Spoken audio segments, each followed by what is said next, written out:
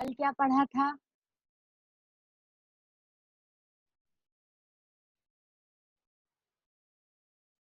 कोई बताएगा कल क्या पढ़ा था?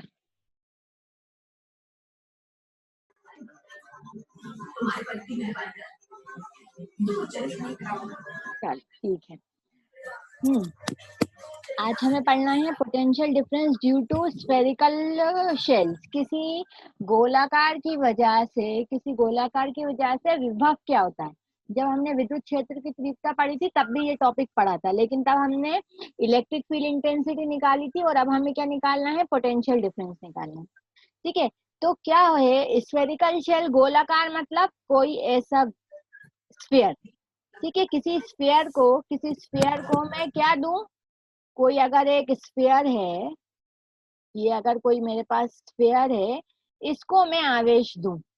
ठीक है, अब जो हमारा स्फीयर है वो दो तरीके का हो सकता है, कोई गोलाकार दो तरीके का हो सकता है। एक तो कुछ ऐसा जो ये फिगर बना है। ठीक है, इसमें क्या है, ये गोलाकार मेरा खोखला है, अंदर से होलो। कैसा है? खोखला है। और अगर ये देखें हम, ये कैसा है? सॉलिड स्फीयर है। ठीक है, ये सॉलिड स्फीयर है, ये होलो है। तो ये दो तरीके के स्फीयर्स हो सकते हैं, या तो होलो, इसे कई बार थिन स्फीयर भी बोलते हैं, किसी किन्हीं बुक्स में मेटेलिक स्फीयर भी बोलते हैं। ठीक है, और इसे बोलते हैं सॉलिड स्फीयर। ये दो तरीके के गोलाकार, दो तरीके के स्फीयर हमारे हो सकते हैं। ठीक है, अब इसमें भी अगर मैं केस डालूं, इसमें भी डालूं, तो ये थिन स्फीयर भी दो तरीके का हो सकता है, एक कंडक्टिंग और एक non conducting. Conducting non conducting समझ में आ रहा है ना? कंडक्टिंग एक चालक है और एक नॉन कंडक्टिंग है, जैसे कि प्लास्टिक वगैरह। ऐसे ही सॉलिड स्फीयर में होगा, एक कंडक्टिंग होगा और एक नॉन कंडक्टिंग होगा। तो इन चारों केसेस में हमें क्या निकालना है? इन चारों केसेस में मैं चाहती हूँ विभव निकालूं, पोटेंशियल डिफरेंस निकालूं। ठीक है, इन चारों केसेस में मुझे क्या निकालना है? पोटेंशियल डिफरेंस निकालना है। तो दो कंडीशन है, या तो सॉलिड स्फीयर होगा या होलो स्फीयर होगा।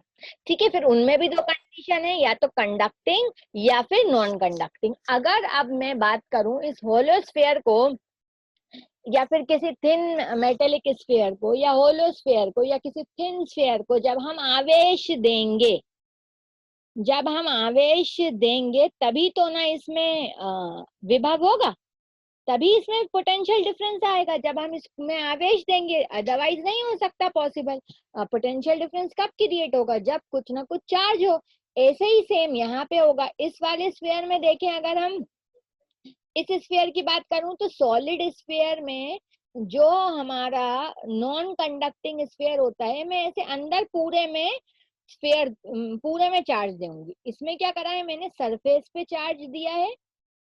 ठीक है, यहाँ पे मैंने क्या किया है? पूरा वॉल्यूम में चार्ज दिया है। ये कोई नॉन कंडक्टिंग स्फीयर है। ठीक है, अब देखो, अगर मैं इस कंडक्टिंग की बात करूंगी तो इसमें भी सरफेस पे चार्ज होगा, नॉन कंडक्टिंग की बात करूंगी तो भी सरफेस पे चार्ज होगा। अगर सॉलिड स्फीयर के नॉन कंडक्टिंग की बात करूंगी तो इसमें भी सरफेस पे चार्ज होगा। सिर्फ नॉन कंडक्टिंग सॉलिड स्फीयर ही एक ऐसा केस है जिसमें पूरे में अंदर चार्ज स्टोर होता है। समझ में आया? क्योंकि कोई चालक होता है, अगर कोई चालक है, कोई कंडक्टर है, तो उसमें अंदर चार्ज प्रेजेंट नहीं होता, सारा चार्ज उसके सरफेस। किसी कंडक्टिंग स्फीयर में, किसी भी चालक में जो आवेश होता है वो बाहरी सतह पर होता है। ठीक है, किसी भी कंडक्टर में जो चार्ज होता है वो, जी,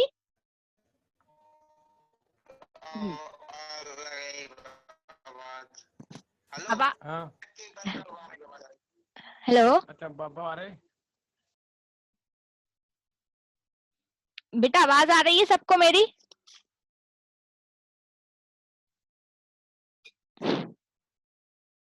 यस, सबको मेरी आवाज आ रही है?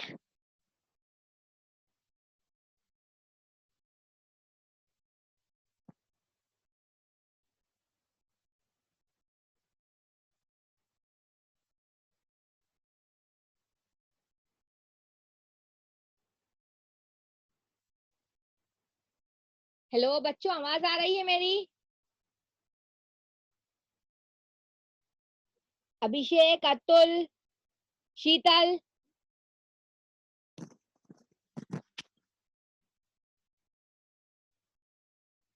यस बच्चों, आवाज आ रही है कि नहीं आ रही?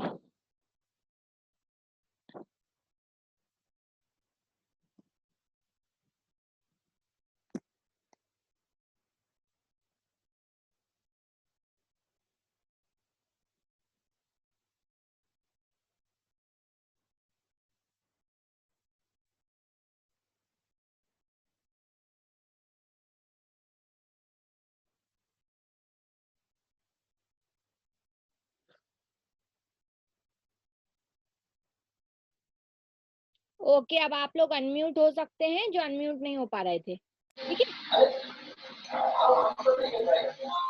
यस मैम, आवाज आ रही है। ओके, जितना अभी तक समझ में आया, मुझे लगा कोई रिस्पॉन्स नहीं मिल रहा, मुझे लगा नेटवर्क इशू हो रहा है कोई। नो मैम, म्यूट था।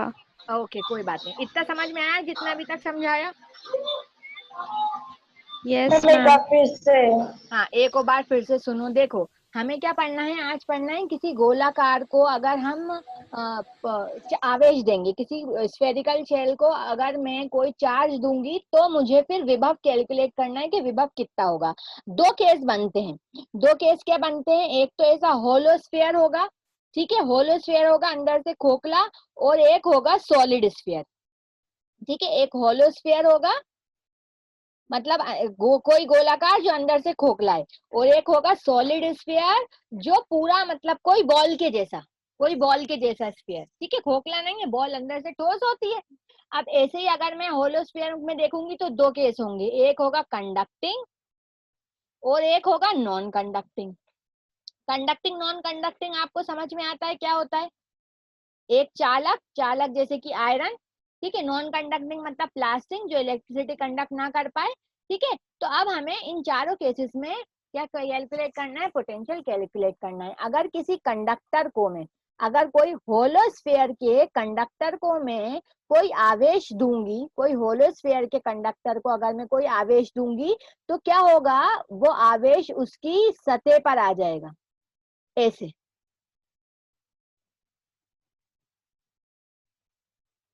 ठीक है। अगर मैं किसी नॉन कंडक्टिंग स्फीयर की बात करूं, ठीक है, hollow sphere, non conducting hollow sphere की बात करूं, तो इसमें भी चार्ज क्या रहेगा? सिर्फ इसमें भी चार्ज क्या रहेगा? सिर्फ ऐसे सरफेस पे रहेगा,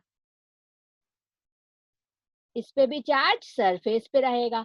अगर किसी में सॉलिड स्फीयर के मैं कंडक्टर की बात करूं तो इसमें भी चार्ज मेरा कहाँ पे रहेगा? सिर्फ सरफेस पे रहेगा, ठीक है। सिर्फ नॉन कंडक्टिंग ही एक ऐसा केस है, सिर्फ सॉलिड स्फीयर का नॉन कंडक्टिंग ही ऐसा केस है जिसमें जो हमारा आवेश है, जो आवेश है वो पूरे पे प्रेजेंट हो सकता है। इतनी बात समझ में आई? ठीक है। अब इन सब में मैम देखो, हाँ ये सरफेस पे नहीं होगा, मतलब नॉन कंडक्टर सॉलिड हाँ, वाले पे? नॉन कंडक्टिंग में या पूरे में होगा? पूरे में होगा, सरफेस पे, बीच में, सब जगह। लेकिन इन तीनों केसेस में अंदर, गोलाकार के अंदर हमारा आवेश नहीं हो सकता, ठीक है। तो ये जो तीनों कंडीशन है ये सेम है, ठीक है। इस पे विभव बिल्कुल सेम रहेगा और इस पे विभव हमें निकालना रहेगा। इन दो ये हमारे पास चार कंडीशन थी, पर अब कितनी बची? दो कंडीशन बची, एक ये, दो, तीन। ये तीनों एक जैसी रहेंगी बिल्कुल, और ये एक जैसी रहेगी, ठीक है। अब इन सब में भी क्या हो सकता है? अगर मैं सिर्फ इसका मैं किसी भी स्फीयर का एग्जाम्पल लूं, इन चारों में से कोई भी केस, तो मैं इस पी पॉइंट पे, मतलब इस पी पॉइंट पे, मतलब मेरे गोलाकार के, मेरे स्फीयर के बाहर में विभव पता कर सकती हूँ, इसके सरफेस पे विभव पता कर सकती हूँ, और इस गोलाकार के अंदर विभव पता कर सकती हूँ। ये तीन केसेस हमें पढ़ना है इन सब केसेस के लिए। समझ में आया इतना? Yes ma'am. ठीक है। अब हम शुरू करते हैं हमारा फर्स्ट केस। फर्स्ट केस क्या है? जो तीनों केस शुरू के मैंने बताए, शुरू के तीनों केस में क्या है कि कंडक्टर, कंडक्टिंग होलोस्फीयर, नॉन कंडक्टिंग होलोस्फीयर, जिसमें सिर्फ सरफेस पे अगर आवेश है, ये सरफेस पे अगर कोई आवेश है और मैं इस पी पॉइंट पे, यहाँ पे कहीं ये कोई पी पॉइंट है, इस पे मैं विभव पता करना चाहती हूँ कि या सेंटर से इस O सेंटर से यहाँ तक मैं ये दूरी ले लेती हूँ R, सेंटर से P तक विभव क्या होगा? ठीक है, सेंटर से P तक विभव क्या होगा? तो देखो इसकी त्रिज्या ले लेते हैं, इसकी त्रिज्या क्या, मैं R ले लूं, अगर ये मैंने क्या किया, स्फीयर है, इसकी त्रिज्या R ले ली और इस P पॉइंट से सेंटर तक का डिस्टेंस कितना ले लिया, R ले लिया। तो मेरा ये क्या हो गया, ये जो मेरा विभव है ये कितना हो जाएगा, जो विभव है मेरा ये क्या हो जाएगा, विभव कितना क्या होता था, विभव होता था -E इंटू dr, यही होता था विभव, V is equals to -E into dr, यही होता था। Yes ma'am. ठीक है, तो मैं क्या करती हूँ, इस विभव को मैं बोल देती हूँ VP। ये कहाँ से कहाँ तक हो सकता है, हम मान लें कि ये इंफिनिटी से किसी P डिस्टेंस तक होगा, किसी इंफिनिटी से किसी P डिस्टेंस तक होगा, और P डिस्टेंस तक की दूरी क्या है, R है। अब इलेक्ट्रिक फील्ड इंटेंसिटी क्या होती थी इस केस में, इलेक्ट्रिक फील्ड इंटेंसिटी क्या होती थी, हमारी इलेक्ट्रिक फील्ड इंटेंसिटी होती है 1/4 pi epsilon naught Q by R का स्क्वायर dr, और ये माइनस का साइन, यही होता था electric field intensity due to point size object, क्या 1/4 pi epsilon naught Q by R square. अब हम क्या करें, इसका इंटीग्रेशन कर दें, तो ये माइनस, देखो ये 1/4 पाई एप्सिलॉन नॉट कॉमन है, बाहर लिख दिया, ये Q भी कॉमन है, बाहर लिख दिया, और यहाँ पे सिर्फ क्या बचा, 1/r स्क्वायर dr। समझ में आया? Yes ma'am. ठीक है, अब इसका क्या करना है, हमें इसका इंटीग्रेशन करना है। 1/r स्क्वायर का इंटीग्रेशन, देखो r स्क्वायर है, अगर मैं इसे ऊपर लिखना चाहूँ तो ये लिखूंगी r की पावर -2, नीचे अगर पावर प्लस में होती है तो ऊपर जाके माइनस में हो जाती है। इंटीग्रेशन में क्या करते हैं, एक पावर प्लस करते हैं, ठीक है, इंटीग्रेशन में क्या करते हैं, एक पावर प्लस करते हैं, तो ये हो जाएगा -2 + 1, कितना आया, ये मेरा आ गया r की पावर -1 अपॉन -1। इसे मैं कैसे लिख सकती हूँ, इसे मैं लिख सकती हूँ 1/r, -1/r, समझ में आया? Yes ma'am. ठीक है, तो ये Vp क्या हो जाएगा, ये Vp हो जाएगा -1/4 pi epsilon naught Q into -1/r, ये माइनस माइनस क्या हो जाएगा प्लस, तो Vp मेरा कितना आया, Vp आ गया 1/4 pi epsilon naught Q by R, ये मेरा आ गया किसी P पॉइंट पे आवेश, सेंटर से P पॉइंट तक की दूरी पे आवेश कितना आया, 1/4 पाई। देखो हमें 1/4 पाई बार बार लिखना पड़ेगा, इसलिए मैं इसे K लिख देती हूँ, तो ये हो गया KQ बाय R। ठीक है, किसी को कोई डाउट है? नो यस, किसी को कोई डाउट है? No ma'am. ओके, तो देखो ये मेरा, ये बाहर जब मैंने पॉइंट लिया था यहाँ तक का विभव आ गया। अगर मैं इस P पॉइंट को कहाँ पे ले लूं, इस सरफेस पे ले लूं, ऑन द सरफेस, ये कहाँ पे, ये मेरा जो ये P पॉइंट था, ये कहाँ था, outside the sphere, outside the sphere, outside the sphere में मेरा कितना आया potential difference, KQ by R। अगर अब मैं ये P पॉइंट सरफेस पे ले लूं तो ऑन द सरफेस, अगर ये P पॉइंट में सरफेस पे ले लूं तो क्या होगा, सरफेस पे लेंगे तो देखो ये सरफेस पे लेंगे अगर हम ये P पॉइंट, तो ये जो मेरा डिस्टेंस R था, ये जो डिस्टेंस R था, ये किसके बराबर हो जाएगा, R के बराबर हो जाएगा, स्मॉल r के बराबर हो जाएगा। तो इस फॉर्मूले में R की जगह क्या लिख दें हम, कैपिटल R, तो Vp कितना हो जाएगा, KQ बाय R, ये मेरा आ गया potential difference on the surface. समझ में आया? Yes ma'am. ठीक है, अब नेक्स्ट क्या है, अगर ये P पॉइंट को मैं अब और अंदर ले आऊं, और अंदर ले आऊं, इसका मतलब ये मेरा कोई स्फीयर था, ठीक है, अब ये P पॉइंट को मैंने कहाँ ले लिया, एक मिनट में डायग्राम फिर से ड्रॉ कर रही हूँ।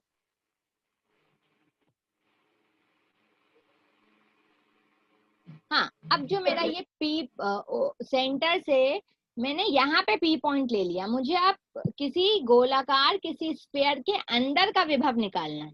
ठीक है, जब मेरा पी पॉइंट कहाँ हो, किसी स्फीयर के अंदर हो, तो अंदर क्या कोई आवेश है? अंदर नहीं। कोई आवेश है? अगर अंदर आवेश नहीं होता तो विद्युत क्षेत्र की तीव्रता कितनी होती है? इलेक्ट्रिक फील्ड इंटेंसिटी की वैल्यू क्या होती है किसी गोलाकार के अंदर? जब फर्स्ट चैप्टर पढ़ा था, जब ये पढ़ा था, मैम इजिकल टू 0। 0। किसी स्फीयर के अंदर इलेक्ट्रिक फील्ड इंटेंसिटी कितनी होती है? 0 होती है। तो यहाँ पे अगर इलेक्ट्रिक फील्ड इंटेंसिटी मेरी 0 है, इलेक्ट्रिक फील्ड इंटेंसिटी अगर 0 है, तो वीपी कितना हो जाएगा? देखो वीपी क्या होता था? Minus E into D are. क्या होता था? Minus E into D are. ठीक है, इलेक्ट्रिक फील्ड इंटेंसिटी का 0 होना मतलब, अगर इस पॉइंट पे अगर मैं इलेक्ट्रिक फील्ड इंटेंसिटी को 0 बोलूंगी और इसे इंटीग्रेशन के फॉर्मूले से मैं निकालना चाहती हूँ, तो हम क्या करें, इसे सॉल्व करते हैं। इसे फिर से सॉल्व करना पड़ेगा थोड़ा सा। देखो अब हमें क्या निकालना है? इलेक्ट्रिक फील्ड इंटेंसिटी निकालना है अंदर। तो अंदर देखो, यहाँ पे ये मेरा सरफेस है, इसके बिल्कुल यहाँ पे मैं एक पॉइंट ले लेती हूँ एस। ठीक है, तो अगर मुझे वीपी निकालना है तो मैं क्या करूँ? 2 पॉइंट ले लूँ, वीपी माइनस वीएस कितना हो जाएगा? Minus E into D are. ठीक है, minus E into D are हो जाएगा। और ये कहाँ से कहाँ तक है? ये पी से इंफिनिटी की तरफ है। तो ये ई की वैल्यू क्या है मेरी? अभी ई की वैल्यू क्या है? 0। तो वीपी माइनस वीएस कितना आ जाएगा? 0। तो ये वीपी किसके बराबर आ जाएगा? वीएस के बराबर। वीपी वीएस के बराबर मतलब बिल्कुल सरफेस, ये जो सरफेस है ना, इसके बिल्कुल अंदर, बिल्कुल थोड़ा सा अंदर विभव कितना होगा? विभव यही होगा ना, विभव कितना होगा? यही आ जाएगा। क्या? के क्यू बाय आर। कितना आ जाएगा विभव? जो हमारा इनसाइड ऑन द सरफेस पे आया था, जो विभव ऑन द सरफेस पे आया था, वही क्या आ गया? वही इनसाइड द स्फीयर आ गया। समझ में आया?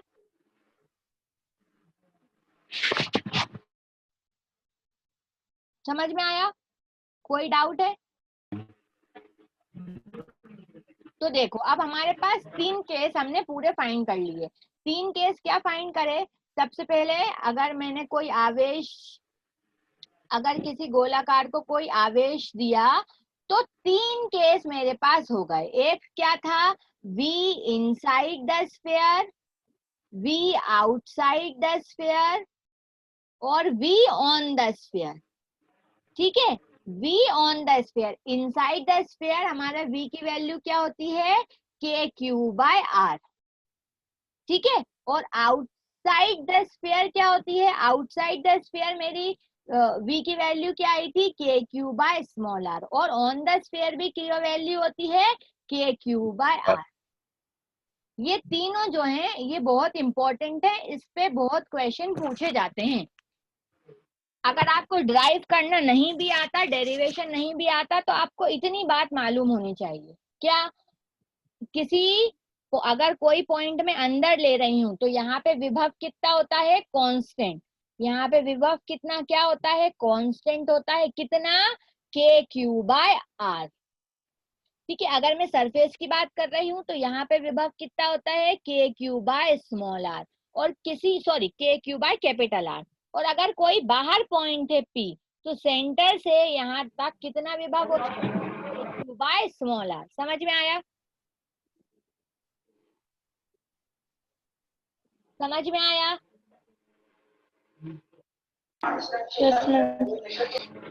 तो अब अगर इसका ग्राफ बनाना चाहें, तो अगर इसका ग्राफ प्लॉट करें तो क्या होगा?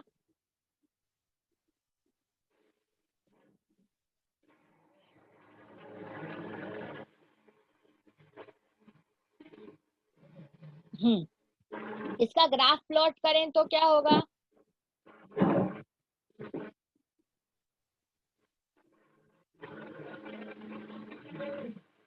हाँ, मुझे किसका? V का ग्राफ प्लॉट करना है।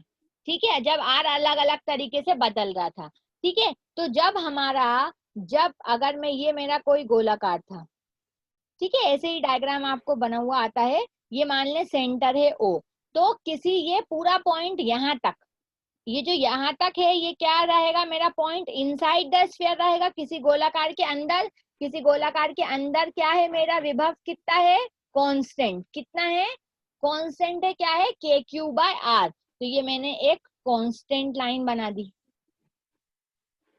ठीक है। कब तक, जब आर की वैल्यू किसके बराबर हो, कैपिटल आर के बराबर हो। तो ये मेरा कांस्टेंट आ गया विभव v इज इक्वल्स टू के क्यू बाय आर। ये पॉइंट कौन सा है, इनसाइड द स्फीयर, ठीक है, इनसाइड द स्फीयर। यहाँ तक जो पोटेंशियल डिफरेंस है वो कांस्टेंट है, और बाहर कितना है, किसी बाहर में जो विभव है वो कितना आ रहा है, v is inversely proportional to 1 by R, inversely proportional आ रहा है 1 बाय आर के। तो इनवर्सली का ग्राफ कैसे बनता है, ऐसे। तो ये मेरा आ गया किसका, पोटेंशियल का ग्राफ। ये क्या है, ये क्या है, v is equals to inversely proportional to r, और यहाँ पे ये जो v है इनवर्सली प्रोपोर्शनल है r के, और ये r कांस्टेंट है क्योंकि r की वैल्यू त्रिज्या की वैल्यू एक जैसी होगी। तो ये हमारा ग्राफ बन गया किसके लिए, v के लिए। समझ में आ रहा है, ये समझ में आ रहा है। No ma'am. Yes ma'am. अच्छा, आपको समझ में नहीं आ रहा, समझ में नहीं आ रहा, अच्छा सुनो एक और बार देखो। आपको इतना समझ में आया, ये फॉर्मूले में जो लिख रही हूँ ये समझ में आ रहा है कि किसी पॉइंट के अंदर, ठीक है, अगर कोई स्फीयर ले रहे हैं हम, किसी स्फीयर के अंदर कितना विभव होता है, किसी स्फीयर के अंदर, किसी स्फीयर के अंदर विभव कितना होता है, जो हमारी इलेक्ट्रिक फील्ड इंटेंसिटी है वो 0 होती है, और विभव हमारा कांस्टेंट होता है, एक जैसा होता है, ठीक है। किसी स्फीयर के, किसी गोलाकार के अंदर विभव क्या होता है, कांस्टेंट होता है, कितना, के क्यू बाय आर। अब देखो ये आर क्या है, त्रिज्या है, त्रिज्या तो सब जगह एक जैसी रहेगी ना, सब जगह एक जैसी रहेगी, इसलिए बोल रहे हैं किसी गोलाकार के अंदर विभव क्या होगा, कांस्टेंट, एक जैसा, ठीक है। अब मुझे इसे ड्रॉ करना था, इसे ड्रॉ करना था तो मैंने क्या किया, एक यहाँ पे वी आर लिया, यहाँ पे आर लिया। अब मुझे कोई कांस्टेंट लाइन ड्रॉ करनी है तो मैं कैसे ड्रॉ करूंगी, कांस्टेंट लाइन ड्रॉ करनी है तो कैसे हम ड्रॉ करेंगे, कांस्टेंट लाइन ड्रॉ करनी है तो मैंने ये बना दिया, एक कांस्टेंट लाइन बना दी यहाँ पे, ये मैंने बोला ये है कांस्टेंट, ठीक है, ये है कांस्टेंट। समझ में आया, अब समझ में आया, यस मैम। तो ये हो गया मेरा विभव अंदर, किसके अंदर, इनसाइड द स्फीयर, यहाँ तक के इनसाइड द स्फीयर है। कब तक, जब तक v की वैल्यू, ये r की वैल्यू क्या रहे, कैपिटल R रहे, r तक मेरा विभव कितना है, कांस्टेंट है। अब r के बाद, मतलब इस पॉइंट के बाद यहाँ पर या यहाँ पर या यहाँ पर या यहाँ पर विभव कितना होगा, सब जगह 1/4 pi epsilon naught q by small r, ठीक है, सब जगह विभव कितना होगा, q by small r, q by small r, q by small r, small r मतलब 1 बाय r। विभव किसके प्रोपोर्शनल है, 1 बाय r के। तो कभी भी 1 बाय r का ग्राफ कैसे बनता है, 1 बाय r का ग्राफ ऐसे बनता है। तो यहाँ से हमने ये 1 बाय r का ग्राफ बना दिया कुछ ऐसे, ये। तो ये कब हो गया, ये कौन सा पॉइंट है, जब हमारा पॉइंट बाहर है, इस गोलाकार के बाहर मेरा पॉइंट है, आउटसाइड में है स्फीयर। तो ये मेरी वैल्यू हो गई विभव की 1 बाय r, यहाँ पे v क्या है, कांस्टेंट, ठीक है, ठीक है। Yes ma'am. अब थोड़ा समझ में आया, yes ma'am. Okay, yes ma'am, आ गया। ठीक है, वेरी गुड। नेक्स्ट देखते हैं, अब नेक्स्ट केस देखते हैं। देखो अब ये देखो, ये क्वेश्चन देखो, ये क्वेश्चन जेई 2012 का है। क्या बोल रहे हैं इसमें, बोल रहे हैं from the figure find the correct graph of E and V. E and V का करेक्ट ग्राफ बताइए, ई और वी का हमें करेक्ट ग्राफ बताना है।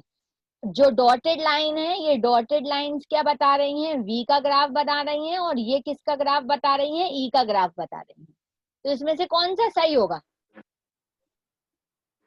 बताएं? Option A, option B, option C. इसके लिए सबसे पहली बात तो आपको ई का भी पता होना चाहिए। जब फर्स्ट चैप्टर बताया था, जब बताया था ये कि electric field intensity inside the sphere कितनी होती है? 0। और electric field intensity on the surface क्या होती है? कांस्टेंट। और इलेक्ट्रिक फील्ड इंटेंसिटी आउटसाइड कितनी होती है? किसके प्रोपोर्शनल होती है? 1/r के, 1/r स्क्वायर के। देखो तो ये यहाँ पे देखो, यहाँ पे मैम विभव, डी। हाँ वेरी गुड। देखो इस ऑप्शन में तो क्या है, जब इनसाइड द स्फीयर में क्या आ रहा है? ये लीनियर लाइन बन रही है। लेकिन हमें पता है, अभी पीछे ही बताया मैंने, पीछे क्या बताया था? पीछे बताया ना, विभव जो है, अच्छा मैंने डिलीट यस कर, मैम। हाँ, जो विभव है किसी गोलाकार के अंदर क्या होता है? कांस्टेंट होता है। पर ये तो कांस्टेंट है ही नहीं, यहाँ पे तो प्रोपोर्शनल जा रहा है। ठीक है, ये तो ये ग्राफ गलत होगा। फर्स्ट वाला ये जो ग्राफ है ये गलत है। अल्लाह, यप, तो ये गलत होगा। यहाँ पे देखो, यहाँ पे विभव भी कांस्टेंट है, ये विभव भी कांस्टेंट आ रहा है, पोटेंशियल डिफरेंस भी कांस्टेंट आ रहा है, और इलेक्ट्रिक फील्ड इंटेंसिटी भी कांस्टेंट आ रही है। लेकिन हमें पता है inside the sphere electric field intensity कितनी होती है? 0। तो ये ग्राफ भी गलत है। अब इसमें देखें, इसमें जो इलेक्ट्रिक फील्ड इंटेंसिटी है फिर क्या आ रही है? कांस्टेंट। तो ये भी गलत है। अब इस वाले ग्राफ में देखें, इसमें ये पोटेंशियल पहले क्या आ रहा है? कांस्टेंट आ रहा है, और ई की वैल्यू क्या है? 0। यस, फर्स्ट केस तो सही है। सेकंड केस देखें तो, second case on the sphere जो हमारा पोटेंशियल रहता है वो भी आर के प्रोपोर्शनल रहता है, जो पोटेंशियल डिफरेंस है वो भी आर के प्रोपोर्शनल रहता है, और इलेक्ट्रिक फील्ड इंटेंसिटी भी आर के प्रोपोर्शनल रहती है। तो ये दोनों ही केस में ये सही है, ई के केस में भी और बी के केस में भी, और ये भी सही है। जो पोटेंशियल है 1/r से वेरी करता है, और electric field intensity 1/r square से वेरी करता है। ठीक है, तो ये ऑप्शन डी सही है। ओके,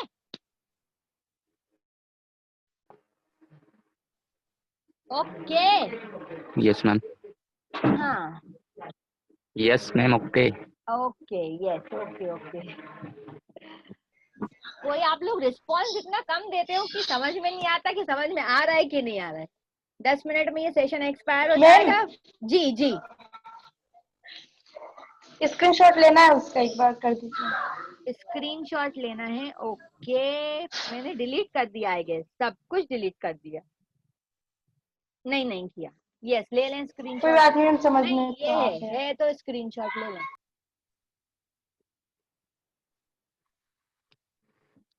ओके मैम, हो गया। ओके, अच्छा आप लोग अगर जो भी कॉपीज में लिख रहे हैं ना, तो एक और बार मैं लिख देती हूँ अच्छे से, दोनों चीजें लिख देती हूँ, इलेक्ट्रिक फील्ड इंटेंसिटी भी, इलेक्ट्रिक फील्ड इंटेंसिटी का भी लिख देती हूँ, और विभव का भी लिख देती हूँ। तो आप लोग इसे नोट करके रख लें, तो डेरिवेशन की जरूरत ही नहीं पड़ेगी। अगर कभी भी पूछा है तो आप इजीली बता पाओगे। ये इलेक्ट्रिक फील्ड इंटेंसिटी ले लें एक पॉइंट पे, एक पॉइंट पे पोटेंशियल डिफरेंस ले लें, पोटेंशियल डिफरेंस ले लें। सबसे पहले अगर मैं 3 केस होते हैं, एक आउटसाइड, एक इनसाइड, और एक ऑन द सरफेस। ठीक है, एक होता है ऑन द सरफेस। तो हमारी इलेक्ट्रिक फील्ड इंटेंसिटी जो है, इलेक्ट्रिक फील्ड इंटेंसिटी आउटसाइड किसके प्रोपोर्शनल होती है? 1/r स्क्वायर के। ठीक है, इनसाइड इलेक्ट्रिक फील्ड इंटेंसिटी कितनी होती है? 0। और on the surface electric field intensity किसके प्रोपोर्शनल होती है? 1/r के, क्योंकि r हमारा रेडियस है, कैपिटल। रेडियस पूरा, हाँ कैपिटल में रेडियस, और रेडियस किसी भी स्फीयर का कांस्टेंट होता है ना। अगर मैं ये बोल रही हूँ कोई स्फीयर है तो सब जगह रेडियस तो एक जैसा ही रहता है ना, तो इसलिए ऑन द सरफेस हमारी इलेक्ट्रिक फील्ड इंटेंसिटी कैसी रहती है? कांस्टेंट। ठीक है, इसको ऐसे लिख लो या ऐसे लिख लो, एक ही बात है। अब अगर हम पोटेंशियल डिफरेंस की बात करें तो आउटसाइड पोटेंशियल डिफरेंस कैसे वेरी करता है? 1/r। और इनसाइड पोटेंशियल डिफरेंस कितना क्या होता है? कांस्टेंट होता है, और उसकी वैल्यू क्या होती है? 1/4 पाई एप्सिलॉन नॉट Q/R। और ऑन द सरफेस भी इसकी वैल्यू क्या होती है, K cube by R, 1/4 pi epsilon naught cube by R. ये बिल्कुल अच्छे से हो गया। अगर मैं सबका अलग अलग ग्राफ बनाना चाहूँ तो ये 1/r² हो गया, ये मेरा 1/r हो गया, ठीक है। और इनसाइड इलेक्ट्रिक फील्ड इंटेंसिटी क्या है, 0, तो ये बन गया 0, ठीक है। कांस्टेंट का मतलब इलेक्ट्रिक फील्ड इंटेंसिटी कैसी है मेरी, कांस्टेंट, तो ये बन गया कांस्टेंट, ठीक है। कांस्टेंट कैसे बनाना पड़ेगा अब हमें, ये ऐसे, ये मेरा रह गया एक कांस्टेंट आर का ग्राफ। कलर चेंज कर देते हैं। ये कांस्टेंट का ग्राफ आ गया। अगर मैं ये v ले रही हूँ, ये r ले रही हूँ, और यहाँ पे on the surface electric field intensity क्या होती थी, कांस्टेंट, कांस्टेंट होती थी, तो यहाँ पे ये मेरी r की वैल्यू रहेगी, ये 0 हो जाएगी और थोड़ी देर तक वैल्यू कांस्टेंट रहेगी। और यहाँ पे किसके प्रोपोर्शनल था, यहाँ पे ऑन द सरफेस भी के क्यू बाय आर था, कांस्टेंट ही था, तो यहाँ पे भी यही ग्राफ आएगा, ठीक है। और एक ओवरऑल ग्राफ अगर मैं इसका बनाऊं तो ओवरऑल ग्राफ क्या होगा इलेक्ट्रिक फील्ड इंटेंसिटी का, ये यहाँ पे E की वैल्यू 0 है, ये कांस्टेंट है, और ये E प्रोपोर्शनल है 1/r² के। अगर टोटल पोटेंशियल का मैं ग्राफ बनाऊं तो कैसे बनेगा, पहले कांस्टेंट, कब तक, r is equals to r तक, फिर ये वेरी करेगी, E is inversely proportional to 1/r। ये अब पूरा बन गया है, आउटसाइड इनसाइड सब। अब इसका स्क्रीनशॉट ले लो, डेरिवेशन की जरूरत नहीं पड़ेगी, इसका स्क्रीनशॉट ले लो। Yes ma'am. ले लिया, ठीक है। 5 मिनट में ये सेशन एक्सपायर हो जाएगा, फिर से ज्वाइन कर लेना।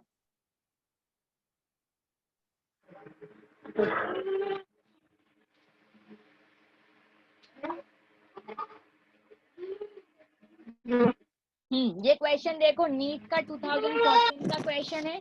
क्या कह रहे हैं, a conducting sphere of radius r is given charge q। एक कोई स्फीयर है, उसको उसका कितना रेडियस है, r रेडियस है, और उसको चार्ज q दिया, कैसा है, कंडक्टिंग है। कंडक्टिंग स्फीयर तो है, लेकिन अगर किसी कंडक्टिंग स्फीयर को अगर मैं चार्ज दूंगी तो क्या होगा, सारा चार्ज उसके सरफेस पे आ जाएगा। इसे समझ लो, लर्न कर लो, जैसे भी आप बोलना चाहें। किसी कंडक्टर के अंदर चार्ज 0 होता है, उसके सरफेस पे पूरा चार्ज आ जाता है, ठीक है। किसी कंडक्टर के सरफेस पे पूरा चार्ज आ जाता है, अंदर आवेश कितना होता है, अंदर चार्ज कितना होता है, 0 होता है। आप बोल रहे हैं V and E at the centre C, या very good, V and E at the centre R। Centre पे वोल्टेज कितना होगा, पोटेंशियल डिफरेंस कितना होगा, और इलेक्ट्रिक फील्ड इंटेंसिटी कितनी होगी, अभी बताया था मैंने। अंदर पूछा है ना सेंटर पे, तो सेंटर पे इलेक्ट्रिक फील्ड इंटेंसिटी कितनी थी, 0, और V था हमारा कांस्टेंट, कितना, 1/4 पाई एप्सिलॉन नॉट के क्यू बाय आर, ठीक है। तो ये सी ऑप्शन जो है ये सही है। सेंटर पे इलेक्ट्रिक फील्ड, V हमारा कांस्टेंट होता है, V कांस्टेंट होता है, और इलेक्ट्रिक फील्ड इंटेंसिटी 0 होती है, और V कांस्टेंट हो जाएगा तो क्या हो जाएगा, 1/4 pi epsilon naught Q by R. तो ये सी ऑप्शन सही है, ठीक है। नीट 2014 का ये क्वेश्चन था, समझ में आया। इसलिए ये ना, इसमें से एक आध क्वेश्चन तो आता ही है, तो इसको बहुत ध्यान से याद, ध्यान में रखो। किसी भी तरीके से अगर आप ग्रेजुएशन के थ्रू लर्न करना चाहते हैं, इसी को लर्न करना चाहते हैं, तो ये ध्यान में रखो कि कहाँ कहाँ पे इलेक्ट्रिक फील्ड इंटेंसिटी और पोटेंशियल डिफरेंस कैसा रहता है, ठीक है। नेक्स्ट देखते हैं अब नेक्स्ट है हमारा ये potential difference due to spherical non conducting solid sphere. अगर कोई एक नॉन कंडक्टिंग सॉलिड स्फीयर है, नॉन कंडक्टिंग सॉलिड स्फीयर मतलब अगर जब कोई अगर नॉन कंडक्टर है, मतलब चालक नहीं है, जैसे कि कोई प्लास्टिक, कोई डाइलेक्ट्रिक मीडियम वगैरह वगैरह, जब मैं इसे कोई चार्ज दूंगी तो चार्ज जो है यूनिफॉर्मली इसके पूरे सरफेस पे डिस्ट्रीब्यूट हो जाएगा,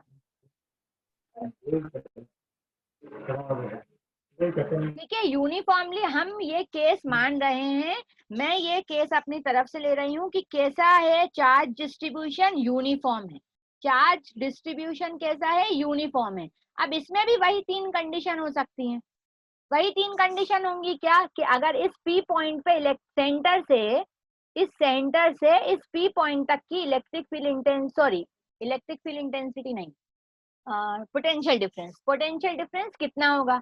तो इसका पोटेंशियल डिफरेंस निकालने के लिए वही सेम डेरिवेशन हम ले लेंगे। डीवी कितना हो जाएगा, minus E into D R. एक बार में डीवी पे एक कोई पॉइंट इंफिनिटी ले लूं, एक कोई पॉइंट पी ले लूं, तो ये हो जाएगा VP minus V infinity is equals to minus, ये एक इंफिनिटी से पी तक पॉइंट ले लिया, तो ये हो जाएगा minus 1/4 pi plus 1/4 pi epsilon naught Q by R square into D R. एक पॉइंट इंफिनिटी पे है, एक पॉइंट पी पे है। किसी इंफिनिटी पे विभव कितना होता है, पोटेंशियल डिफरेंस एट इनफाइनाइट 0 होता है। तो ये वीपी इज इक्वल्स टू हो जाएगा वही सेम जो अभी हमने पीछे करा, 1/r square D R. 1/r square D R का क्या हो जाएगा, minus 1/r, minus minus plus हो जाएगा। तो पोटेंशियल वही सेम आ जाएगा जो अभी हमने पीछे करा था। वीपी कितना आ जाएगा, 1/4 pi epsilon naught Q by R. Same समझ में आया, जो अभी पीछे करा था सेम वही है कि किसी आउटसाइड पॉइंट पे पोटेंशियल डिफरेंस कितना होता है, 1/4 pi epsilon naught Q by R. कोई डाउट है? माइनस माइनस कहाँ गया?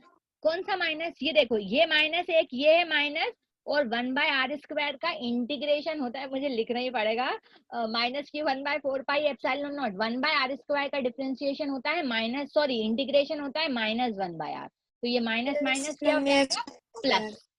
ठीक है, तो ये हो जाएगा q upon 1/1 q by 4 pi epsilon naught r। ठीक है, इसका मतलब इसमें भी इनवर्सली प्रोपोर्शनल है 1/r से, इसमें भी इनवर्सली प्रोपोर्शनल है किससे, 1/r से। ठीक है, समझ में आया? एक मिनट में ये सेशन एक्सपायर हो जाएगा, फिर से ज्वाइन कर लेना।